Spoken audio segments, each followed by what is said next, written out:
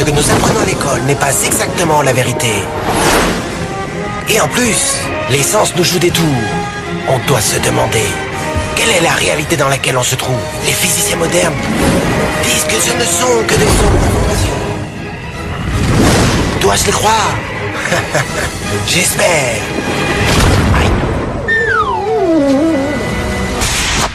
Et ici nous avons le grand-père de tous les mystères quantiques, l'expérience de la double rainure. Pour comprendre cette expérience, d'abord nous devons voir comment jouent les particules ou les petites boules de masse. Pour l'instant, si on tire au hasard un petit objet, des billes par exemple vers l'écran, on voit comment se reflète un patron dans le mur de derrière, dans lequel il a rebondi et s'arrête. Là, si on ajoute une autre rainure, ce qui est logique est de voir une deuxième tranche sur la droite. Maintenant, tentons avec des vagues. Les vagues arrivent à la rainure, se propagent et arrivent au mur de derrière où elles acquièrent plus d'intensité, juste en face de la rainure. La tranche resplendissante démontre précisément cette intensité supérieure. C'est un effet qui ressemble à la tranche que dessinent les billes.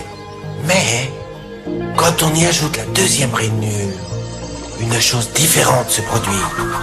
Si la partie supérieure d'une vague tape avec la partie inférieure d'une autre, elles s'éliminent entre elles. De cette façon, sur le mur, on obtient un patron d'interférence. Là où les deux parties supérieures s'entrechoquent, il y a plus d'intensité, des lignes resplendissantes. Et là où elles s'éliminent, il n'y a rien. Ainsi, quand on lance quelque chose, ou en d'autres mots, matière, au travers de deux rainures, nous obtenons ceci, deux tranches d'un coup. Mais avec des vagues, le résultat est un patron d'interférence, comprenant beaucoup de tranches. Très bien pour l'instant. Là, nous allons nous faire les quantiques.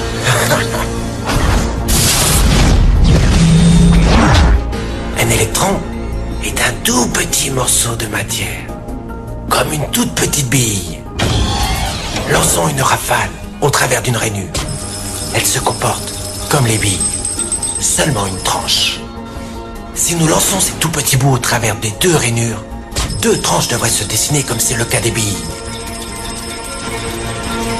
Quoi? Un patron d'interférence?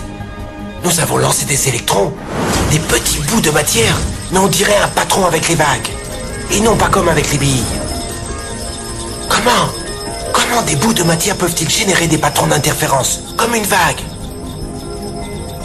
Cela n'a pas de sens. Mais les physiciens sont très intelligents. Ils ont pensé, peut-être les petites balles rebondissent les unes contre les autres et créent ce dessin. Donc, ils décidèrent de lancer les électrons un par un. Ainsi, ils ne pouvaient pas se porter préjudice les uns aux autres.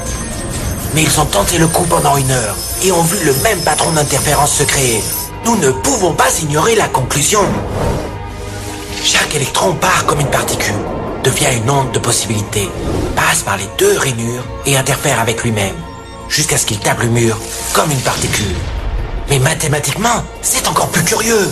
Elle passe par les deux rainures et par aucune d'entre elles. Elle passe par une et passe par l'autre. Toutes ces possibilités sont superposées les unes avec les autres.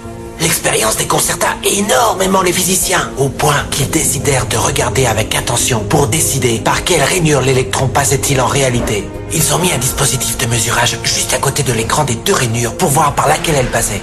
Et ils lancèrent l'électron. Mais le monde quantique est beaucoup plus mystérieux de ce qu'ils pouvaient imaginer. Quand ils regardèrent, l'électron recommença à se comporter comme une petite bille. Il dessina un patron de 2 tranches, et non pas un patron d'interférence. La même action de mesurer, ou observer, par quelle rainure elle passait, a fait qu'elle ne passe plus que par une, et non pas par les deux. L'électron décida d'agir de façon différente, comme s'il était conscient qu'on l'observait. Et c'est à ce moment-là que les physiciens sont entrés pour toujours dans l'étrange sous-monde des événements quantiques. Qu'est-ce que la matière? Bille ou vague? Et des vagues de quoi? Et qu'a à voir l'observateur avec tout cela? L'observateur a détruit la fonction de vague. avec le simple regard.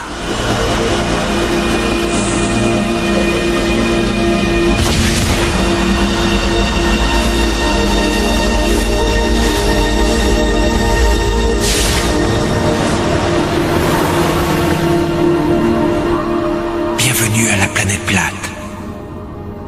Un monde fait uniquement en 2 dimensions.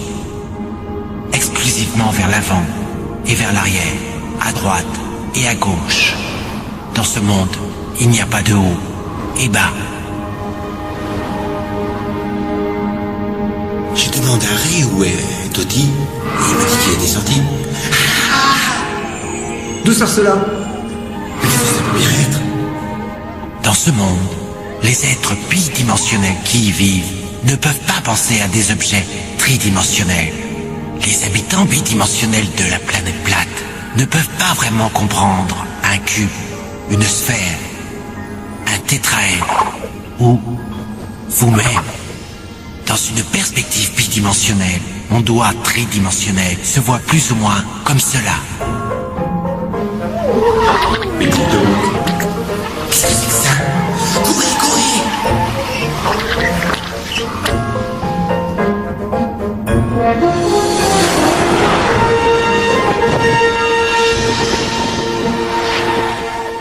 Bonjour, petit cercle. La peur de l'inconnu, ou encore mieux, à ce que tu ne connais pas encore, c'est une énigme. Si nous ne voyons que ce que nous connaissons, comment pourrait-on voir quelque chose de nouveau? L'inconnu, comment arrivons-nous à sortir de notre boîte? Bonjour, petit cercle. N'aie pas peur. Qui a parlé? Où es-tu? C'est la partie la plus difficile à expliquer. Je suis dans une autre dimension, dans un autre espace. Je suis au-dessus de toi. Non! N'utilise jamais ce mot. Jamais! Quel mot? Celui qui commence par H. Au-dessus? Il est interdit. Eh bien, ça veut dire quoi d'après toi? Je ne sais pas. Et je ne veux pas le savoir. Si tu utilises ce mot, tu peux recevoir une punition très sévère. Et tu as un fantôme?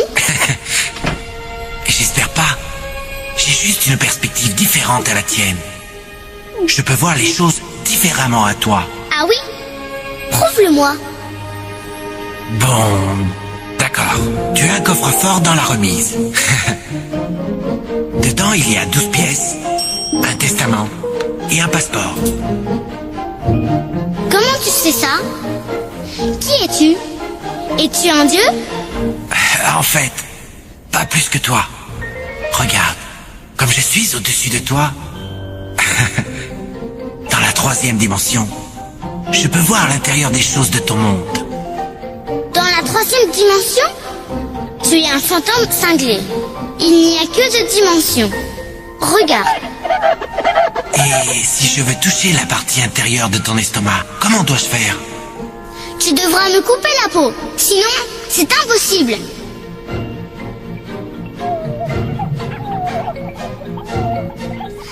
Arrête!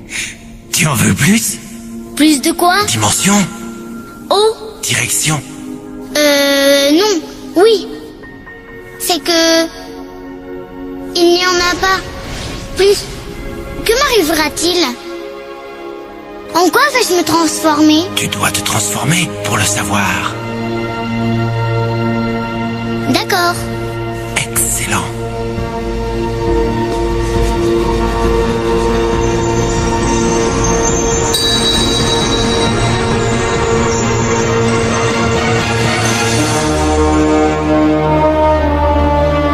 Je n'avais aucune idée.